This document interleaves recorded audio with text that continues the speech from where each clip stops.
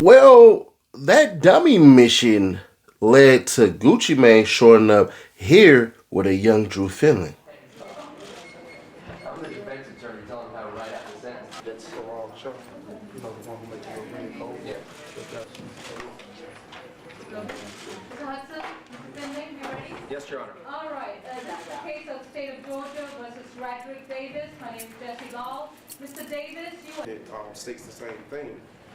Just based on what the criminal history of Mr. Davis, we must ask for a I asked him and confirmed that there was no attempt to serve him at a studio, at a residence. Accordingly, it was confirmed there was no holds.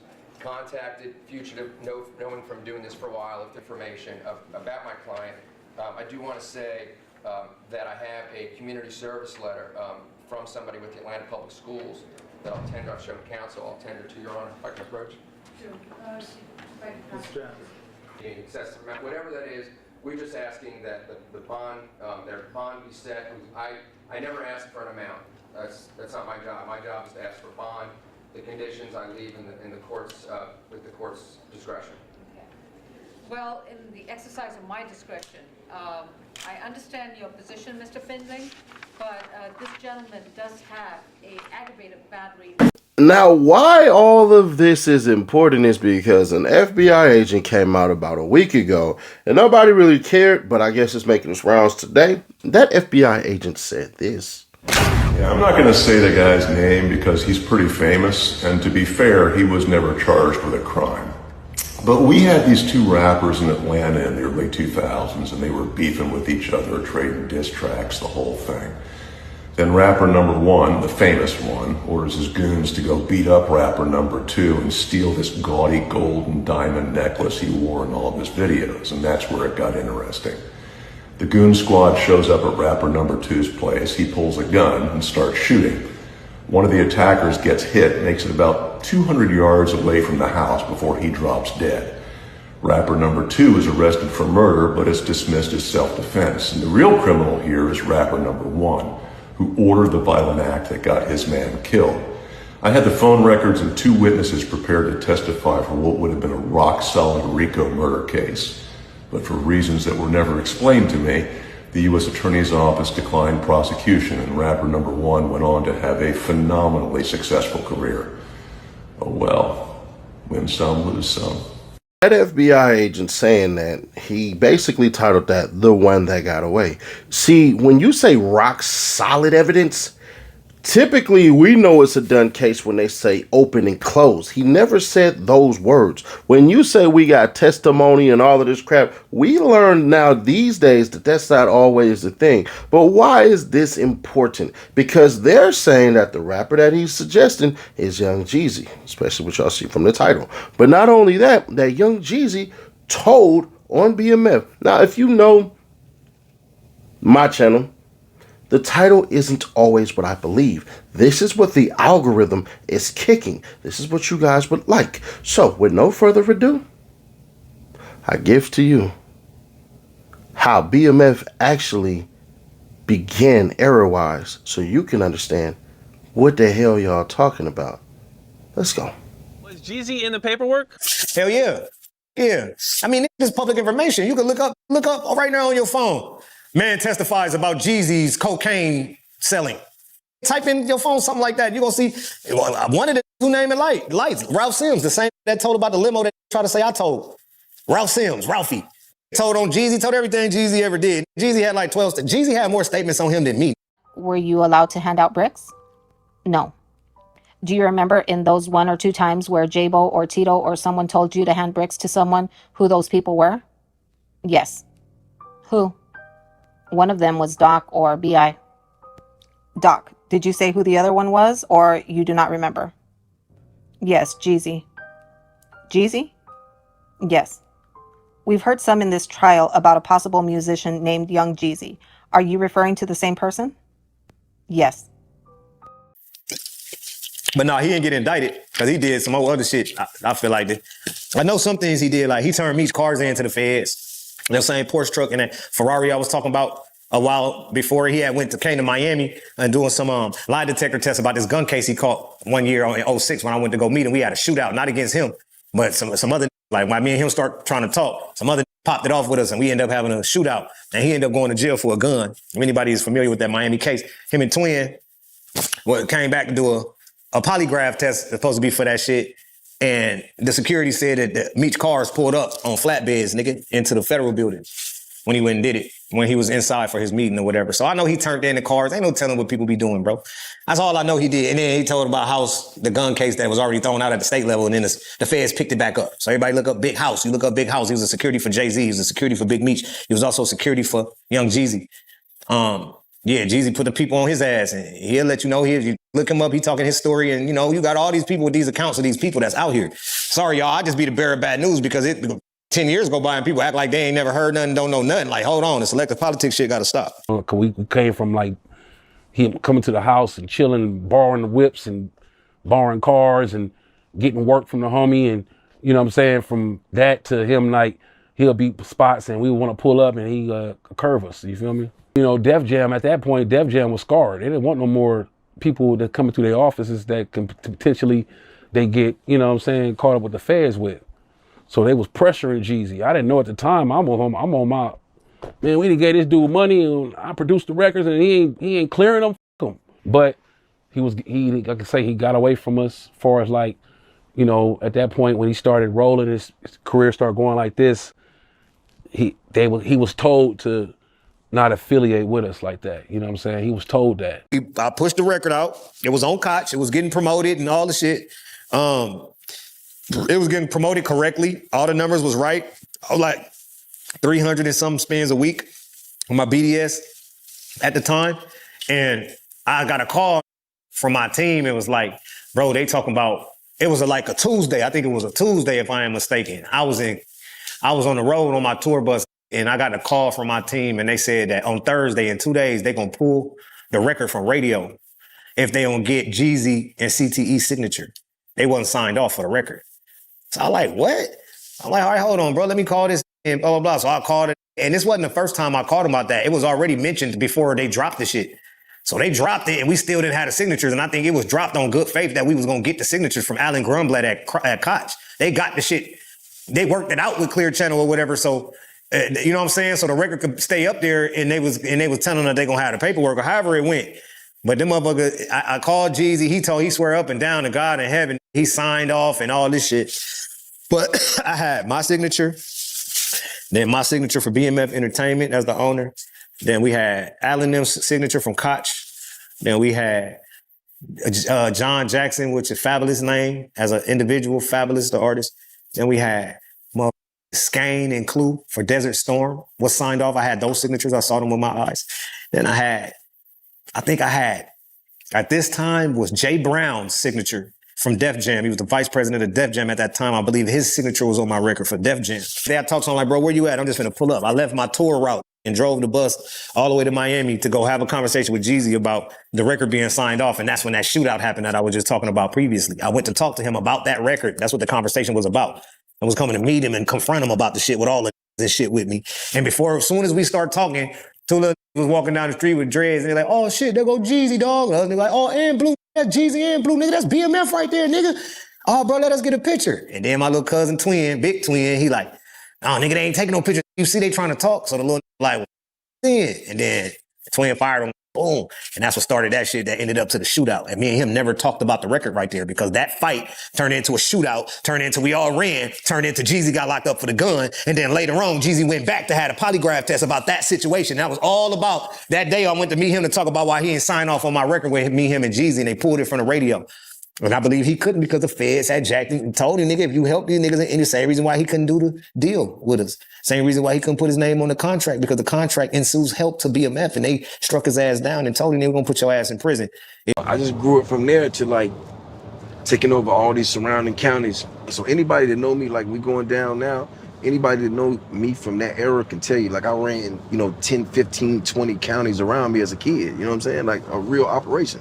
My aunties and uncles and cousins, everybody know this. Like it was like a family business. Like I ran all these counties and I grew from that to, damn near taking over Georgia. And I grew from that to South Carolina, Alabama, Tennessee. So I was really running a Fortune 500 company at, 19, 20, 21.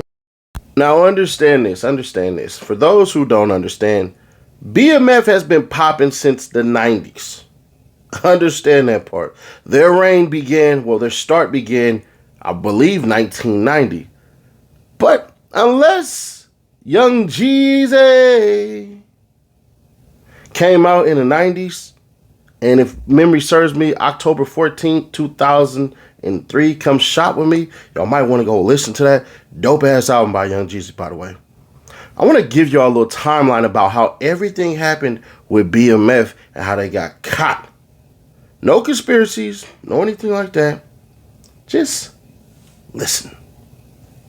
Roll it. Now, let's pay attention. The FBI had BMF on its radar since the late 1990s because of the scale of the cocaine operation. By early 2000s, Demetrius Big Meech Flannery and his brother Terry Southwest T. Flannery were running a coast-to-coast network that reportedly moved thousands of kilos monthly. BMF was unusually flashy for a drug organization. Their public lifestyle, club promotions, rap labels, exotic cars, parties gave the FBI tons of open source intelligence. The DEA, and the local police had their own probes, but the FBI was running a multi-agency task force. That's the DEA, the IRS, and local law enforcement. The critical break was the FBI getting Title III wiretap authorization. They intercepted phone calls of Southwest T and his lieutenants discussing drug shipments. Understand, that's how they ended up catching them. Agents also used pole cameras outside stash houses and safe houses in Atlanta, Detroit, and Los Angeles to track carriers, vehicles, and shipments. These wiretaps revealed details like code words, amounts, and logistics of how cocaine was being moved and money laundered. The IRS and FBI traced money through shell companies, BMF entertainment accounts, and luxury purchases. The flashy spending, like the cars, the jewelry, the homes, helped link illegal proceeds to the organization, undercutting the legitimate music business front. In 2004 and 2005, several big drug bust seizures connected BMF couriers went down, including hundreds of kilos hidden in luxury cars. These busts flipped some mid-level members and the cooperating witnesses who explained their inner workings with BMF. The feds also had confidential informants embedded in the network's outer circle. This gave them inside info on stash locations and distribution routes. In 2005, October specifically, after years of wiretaps, surveillance, and information testimony, the FBI and DEA excluded raids across multiple states. Simultaneously, Atlanta, Detroit, Los Angeles, Dallas, and Miami. Over 30 BMF members were arrested in one sweep. They seized houses, cars, jewelry, weapons, and records. Big Meech himself was arrested at his Atlanta mansion without incident. Terry was arrested separately. The brothers were indicted under federal drug conspiracy and continuing criminal enterprise CCE statutes, which carry extremely heavy penalties for kingpins. They pled guilty in 2007 to running a nationwide cocaine distribution organization. Both were sentenced to 30 years in federal prison. Meech later got his reduced to about 27 due to sentencing changes. The FBI did not catch Big Meech in one single bust. They built years-long RICO-style cases, which ultimately led to one big case. Wiretaps proved the conspiracy. Financial tracking broke the money laundering front. Seizures and flip insiders provided direct testimony. Coordinated raids took the whole network down in one strike. This is basically a textbook federal takedown of a massive drug organization. Now, with that said, you had Young Jeezy come out and make a song called Delusional, where he basically say, bro, I had my own paper. I had my own money. I had my own things. I was doing my own thing. Every drug dealer does not get caught. But in this case, it's fuzzy with Jeezy. Do I believe he's a snitch? No, and I'm going to tell you why. There would be multiple individuals who would have to come out and confirm this. First off, Jeezy being included in that federal indictment, he was never charged. He was name dropped. There are a ton of people who are name dropped. We just gonna be fair, square, obvious, and honest. You remember when Pee Wee Roscoe snitched on Birdman.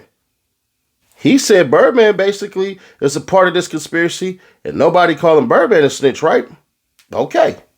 He said that Young Thug was a part of this conspiracy. Young Thug had his name brought up in trial, but they couldn't prove any of that crap because he was way the hell in New Orleans. But he never answered his phone. He didn't answer it before the shots rang out or any of that crap. So he wasn't a part of that conspiracy, even though he was name dropped by Pee Wee Roscoe. You rat?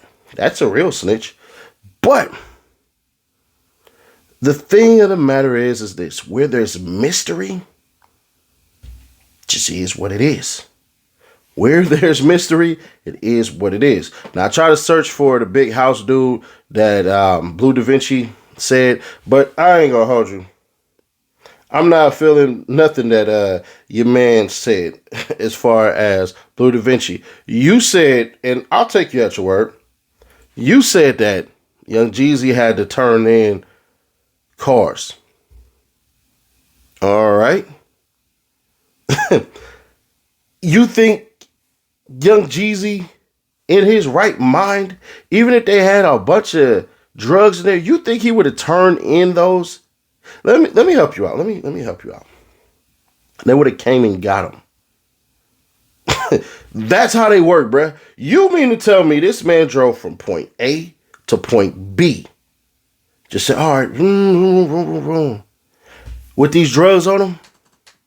If the feds believe that he had drugs in those particular cars, let me help you out. They ain't letting you drive them. That would be dumb, because a common person would say, am I getting a police escort? Because, nigga, if I get pulled over in this car with all these drugs, then what's going to happen?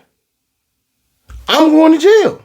So none of that crap makes sense. More than likely, what happened is he had to drop those cars off because they told him he had to. Or he was going to be charged with obstruction. These cars are in this person's name. Turning those cars in doesn't really mean a thing. Now, some of y'all can go, and I would understand if you said, well, now it's him turning in those cars, bruh. You just read where they said them luxury cars. Yeah, I understand that part. So if you make a case for that, can't really argue with you there. But what I would say is this. It's the same way as if a person went ahead and threw a chain. Now, granted, did they put all that stuff in the evidence? Hell yeah. So in that instance, you could say, nah, Jeezy, you shouldn't have did that. If that's true. If that's true. That'd be the only thing that you could say that Jeezy did wrong and say, bro, you shouldn't even did that. Where Jeezy basically should have said, I ain't giving y'all no cars.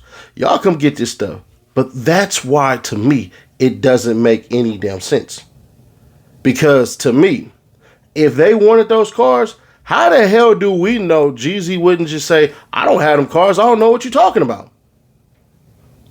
Because that would make the most sense, bro. Like, hey, man, I'm going to come drop those cars off. They're going to say, well, we know you have them. We know the tracers. We know the trackers. We have those. If they did, bro, I'm telling y'all, the feds ain't finna sit here and let these fools do a damn thing. They just not. So I just don't believe that story. If you believe that, cool. I just have a hard time believing Blue Da Vinci. I ain't gonna hold you. I don't believe nothing that come out of Blue Da Vinci's mouth.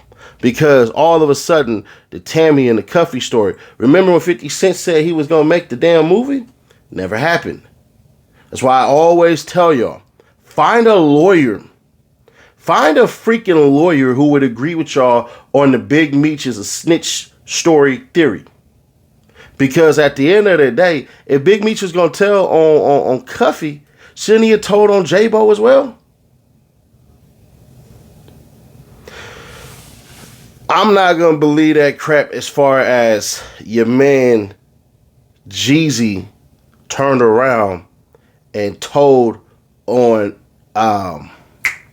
Big Meech to get up out of there. That doesn't even make sense. They already had him. You think he had this golden nugget, this golden ticket? They've been studying this nigga since the 1990s, bro?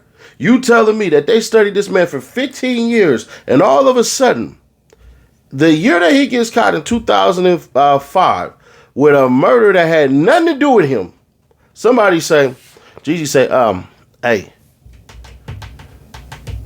I can give you Big Meech. They wouldn't even just take Big Meech. They would take more than just him. Jeezy would have had to been the informant that gave them all 30 members. His name would pop up on everybody's paperwork. So that makes no sense. That ain't how the feds operate. I hope niggas know this shit. When Sammy the Bull had to flip on people, Sammy the Bull still did time. I think you guys forget when a lot of these cats snitch, they still do time. I ain't seen yet where somebody told on just one organization and they just walked. No, they get moved to different prisons, lower level prisons, and serve out their little 2-3 year sentence. Remember, even Tekashi, even when he told, he still did time in the feds. And they had way worse shit than that. Believe what you will, but once you snitch on somebody, you implicate yourself in the crime. That's why snitching doesn't make sense. But hey, y'all, let me know y'all thoughts on this, man. If you ain't convinced, you ain't convinced. Tell me why you just ain't convinced. Because a snitch can get up there and say any damn thing on that stand. He trying to get himself out. Y'all already know the acronyms, right? S is for sorry, N is for nigga, I is for just me. T is for trying, C is for coming, H is for home, that's me. Yeah, that's how the snitches is sitting up in there doing. Flat out.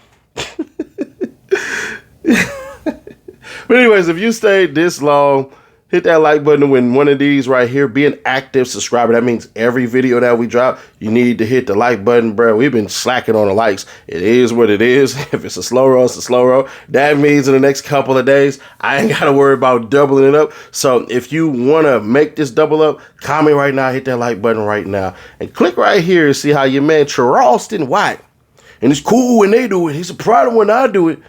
How they are taking on some bloods in where? Murder Worth, Texas. I'll catch you on that video. And if you just want to say, you know what, man, just play it off, hit the playlist button right there. I'll catch you on the next one.